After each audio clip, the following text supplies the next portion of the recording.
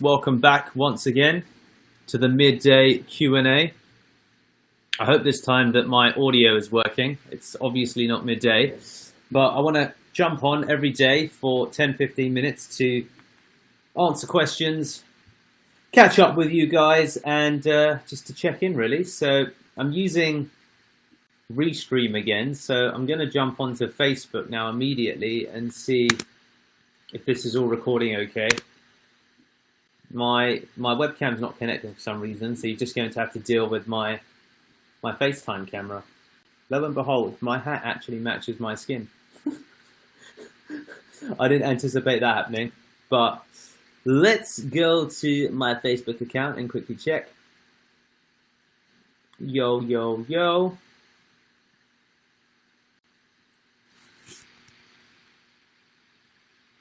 It is. It looks like it's working, so brilliant. If you're watching, please do drop a comment. Please say hello, hi, like this video, share. Well, there's nothing to share yet, is there? But do comment, share, like, and subscribe. So it's Monday, the 20th of July. The sun is shining.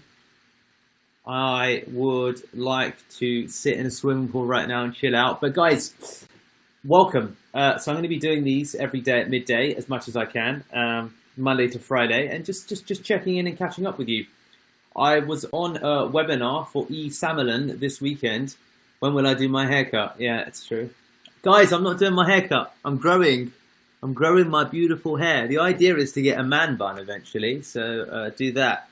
And just look super awesome. So it's a good question though, but yeah. Please do keep questions coming in. I will answer them all, or I'll refuse to if there's something that I just don't feel like answering.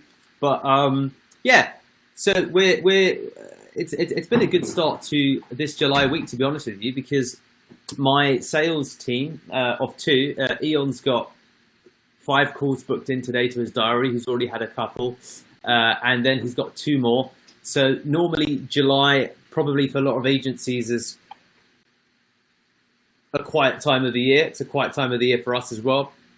July and August are pretty dead in terms of new business, and now that the world is beginning to open up a little more, I've got certainly people that I know that are booking holidays and going away, etc. But that's also why it presents a good opportunity to do things like this, you know. Just stop with the man bun. Just stop there with a man bun. You don't need it. Yeah, my mum's hat. You know what? It was funny. So this is Daniela's hat actually, and Daniela's my partner, and we went to a restaurant yesterday. Well, it was called. We went for brunch, Manuka Kitchen in Fulham, and the bloke, the guy that was serving us, one of the waiters actually came out and said, "Dude, I really like your hat," and I was like, "Yeah, it's her hat," and he was like, "Awesome." So yeah, no, the mum's hat. You're gonna see me wearing these, guys, every day as much as I can, because it makes me feel awesome. So yeah, I have said absolutely nothing of value probably to you so far, but what I am going to begin doing maybe from tomorrow is I'll just find a bunch of questions from Quora or from somewhere else. In the instance that no one's asking me any questions, I probably need to tell my email list that I'm going live at midday every day and do all of those kinds of things. So, you know, feel free, as I said, to ask me any questions that you've got here. I will do my best to answer them. And if you don't have any questions, then I will, as of tomorrow, try and find a question or two from Quora or something else that, you know, relates to business, to entrepreneurship, to life, to whatever it might be. I'm reading... well, I'm reading a lot in general at the moment. So guys, I highly advocate, it sounds silly, but reading in general, but it's a particular kind of reading. So when I say reading, I mean reading intentionally. I've been, as of about 2.5 months ago, I decided to go on a bit of a reading journey to ultimately just proactively go through the process of actively learning. So as, you know, anyone who's just doing something that relates to marketing, business, growth, etc. Most of us learn through what I call on-the-job learning. On-the-job learning, once you get busy, is just learning based upon client engagements that you have, ideas that you have. Maybe you'll jump onto 20 minutes of a webinar, then you'll jump off. Maybe you'll read a blog post and do these kinds of things, and that will ultimately, you know, be your process with how you learn. And what I begun doing as of 2.5 months ago was actively learning each day. So if I, now can I share my screen here? So guys, tell me if you can.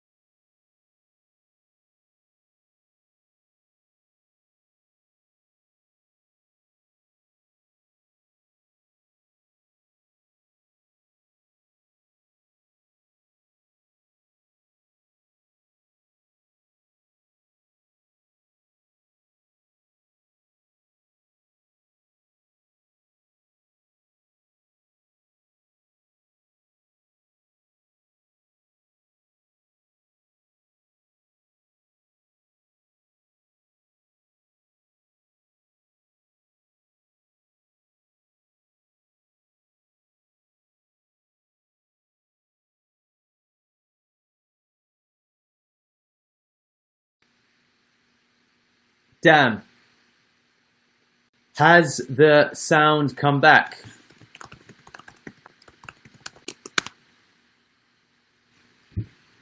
David, has the sound come back now? Hope it has. Hello, hello, hello. Well, guys, I hope that you can still hear me. And I'm gonna go to yes, back now. Okay, all right. Maybe it's when I share my screen, dude. I'm not really sure. I still clearly need to figure stuff out. So it might be just when I share my screen, I guess.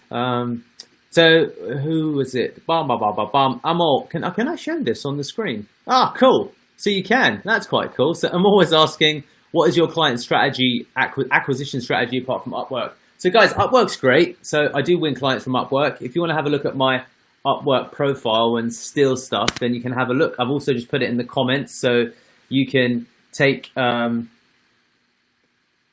look. So David, I was sharing my Audible listener profile. So people want to see what I do every morning. I read a ton. I try and read about an hour a day. So the Audible profile is there. If anyone wants to have a look at it, it's in the comments. You should find it in the comments. Amor, your question about client strategy, client acquisition strategy. So right now it's Google, to be honest with you. So when I say Google, I mean inbound SEO. We generate about 15 leads a week, client bookings into our calendar from Google searches. So I'm gonna try and share my screen. Now I'm just sharing my screen. Before I go off, can people still hear me? Can people still hear me before I just switch pages and can't see you anymore? Hopefully people can. I don't even know who's... This doesn't really give me a live listener count, which is annoying. Anyway, you know what, dude? I'm just going to answer the question. So client acquisition, apart from Upwork, Google inbound. It used to be from Facebook referrals, doing stuff like this, etc. It still happens from time to time, but less so. And then also outside of that, I mean, Google inbound is the main thing, to be honest with you, dude. It really is that being the main thing. But then before that, I used to do cold email. I did a bit of PPC. So I think that really is just a combination. But picking one thing and seeing what really works effectively is great. So just find a channel that works for you. We've won jobs from Craigslist, from Angel, from people per hour, from Upwork, from LinkedIn, from referrals, from Google, from being on webinars like this. I've won work as well. So hopefully, dude, that answers your question. Suvik is asking the IST time, 4:30 p.m. IST. So 4:30 p.m. IST, I'm gonna come on daily to answer questions. Let me now take David. I'm going to come back to your question in a second, mate. Let me take Suvik's other question. Can we still get clients today as a newbie and Upwork platform, and how to basically make sure you stand apart? Suvik, just like begin with a damn good profile, and a damn good profile is really looking at someone who's got copy my profile. When I say copy, of course you can't copy my work experience or copy me. It wouldn't make any sense, but you can copy the layout. You can look at the qualifications that someone gets. You can get the same qualifications. I've got a video on my profile. Live video is a big thing because then you can wear these amazing hats and people are like, whoa. But personality and things that make you unique are a big thing. And then also go for the small jobs and then slowly go up and up, okay? So I start with small jobs. If you go back through my Upwork profile, Suvik, like just go back through the history, you'll see that there's jobs in there that are like $10, $20, I think so, $10, $20. There's still some $100 jobs here and there because people often look at my Upwork profile and then contact me directly. Or people often contact me directly and then Google me and then find my Upwork profile and they're like, this guy's legitimate. So that's what I'd say. Like copying and then improving is probably a straightforward way to do it. Let's go back to David's question now. David, dude, you asked, do you think it's worth targeting a large city with a digital marketing website, whether it will bring enough inquiries? So David, do you mean, mate? Okay, I'll make some assumptions here. If you mean like ranking for SEO Agency London or something like that, or Digital Marketing Agency London, then I think that should be your backup plan, meaning that you should try and rank for it, but it's a long keyword. It's a competitive keyword. It will take you like a year, 2 years to rank consistently. And that means that in the interim, you need to have something else that's going for you. If you're talking about SEO, if you're talking about something else like PPC, I mean, look, the riches really are in the niches, as they say. So if you guys went to, give me a second, I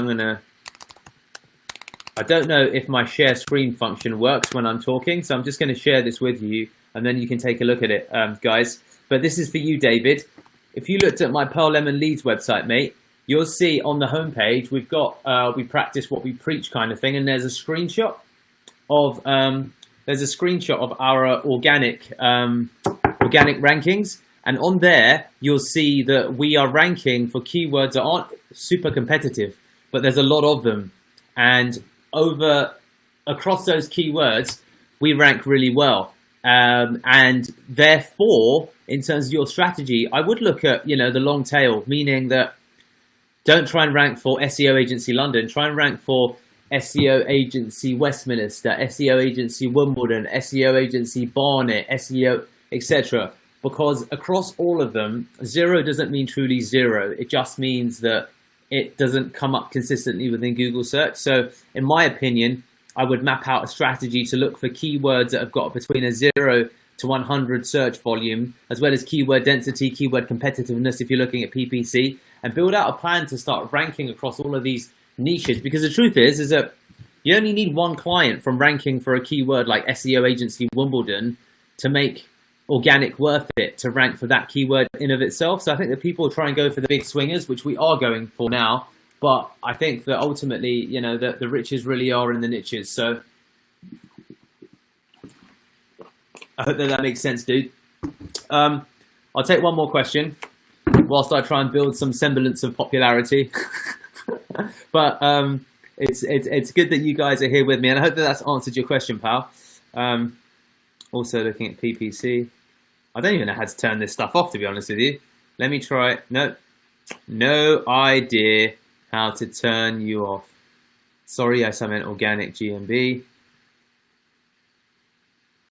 Yeah, don't know how to turn it off. Okay, cool. So Suvak is asking the final question. How can I utilize LinkedIn to get clients? Look, I think that, okay.